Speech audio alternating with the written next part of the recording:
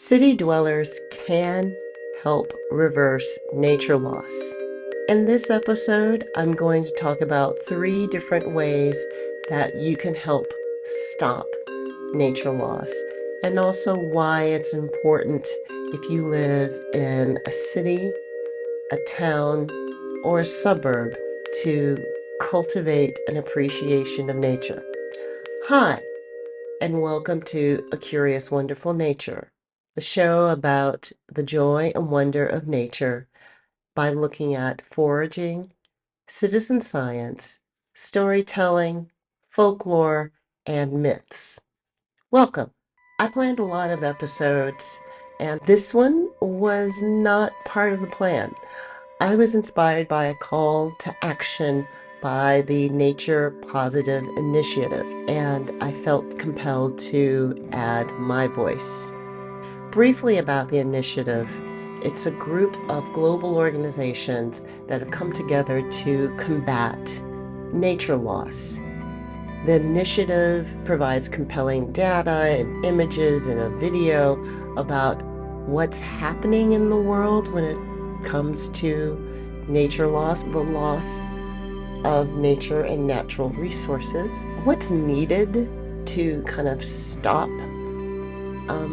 nature loss, and what's possible, both positive if we all act to do something, or negative if we just kind of continue doing what we have been doing, which is kind of ignoring things. Here are 3 reasons why I think we, as city dwellers, can help reverse nature loss. Number 1, first, more than half the population of the planet resides in cities. And that percentage, those numbers of people who are living in cities, that number is expected to grow.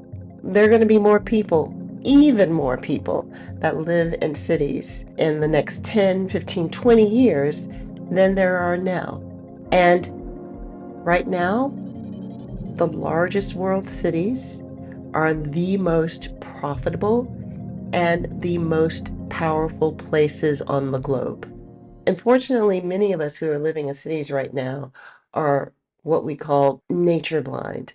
That means that we don't see the things that are not man-made.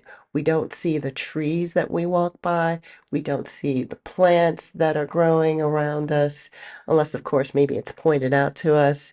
We don't really notice a lot of the animals, unless they're the ones that are nuisances. We don't hear them. We don't see some of the migrations that might occur above us. We just block it out. We don't see it. We just kind of go about our day-to-day lives. Learning to appreciate and see nature in our urban centers or in our suburbs or in our towns, whether it's on our tree-lined streets, our fast-paced avenues, or our large apartment building blocks, means we are cultivating a habit of seeing, really seeing what's around us, really hearing the animals around us.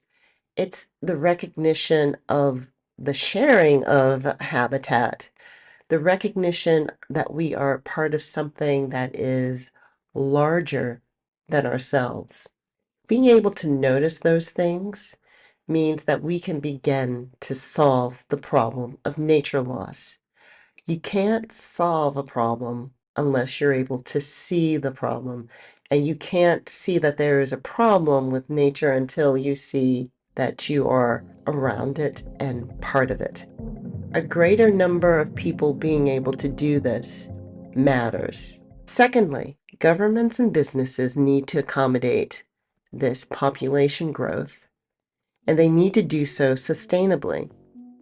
This means incorporating sustainable practices and climate-aware strategies in urban planning, meaning how are we going to deal with water supply and also the taking care of our water, taking care of sanitation, taking care of the parks and our infrastructure. It also means being aware of the various socioeconomic classes that live within the city.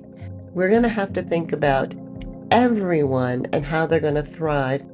City dwellers, this is where our voices matter, and why developing our connection to nature and our understanding of why we need to cultivate and save these areas is important. As we begin to cultivate our connection and appreciation of nature, we start to care about what happens to the environment in which we live and how that gets taken care of.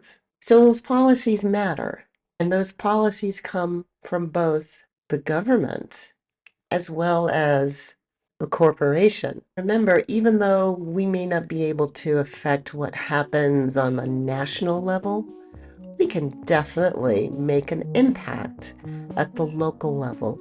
Large corporate policies may be hard to comment on and change.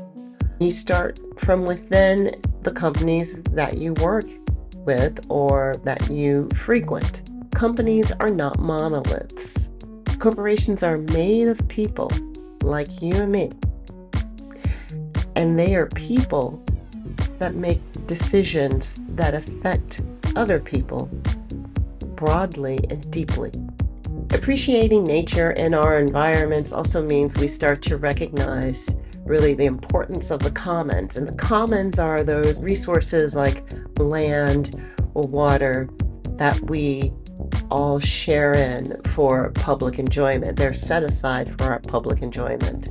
Unfortunately, even as we see the positive effects of natural environments on everyone in terms of their well-being and in terms of their longevity, we're also seeing the destruction of those lands and the taking back of those lands for economic reasons. And we're seeing the destruction of natural habitat. Again, having those lands being taken away that had already been set aside, and also land that is being kind of encroached upon because we have to answer the need for population growth. This leads me to my third reason. Many large population centers can have fairly quick access to forests and deserts, rivers and oceans. Larger numbers of people visiting and enjoying these areas on a regular basis also means that there will be stress on these areas. So you have larger numbers of people going to visit these areas because they've learned that, it's great to be in nature. It's great to be in nature, as if there's nothing kind of surrounding them and part of where they're living right now. However, the thing is, they've had some access to nature already, and people take their habits with them.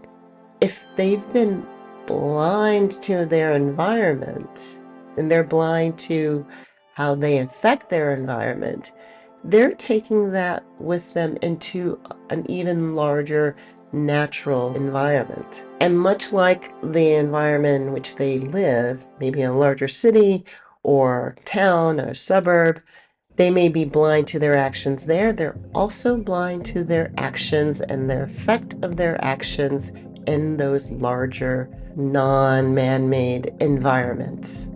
So what they're doing in their cities and in their towns and in their suburbs, what they're doing there, unfortunately, they're taking in and they're doing in our national parks, in our forests, in our rivers, and in our oceans.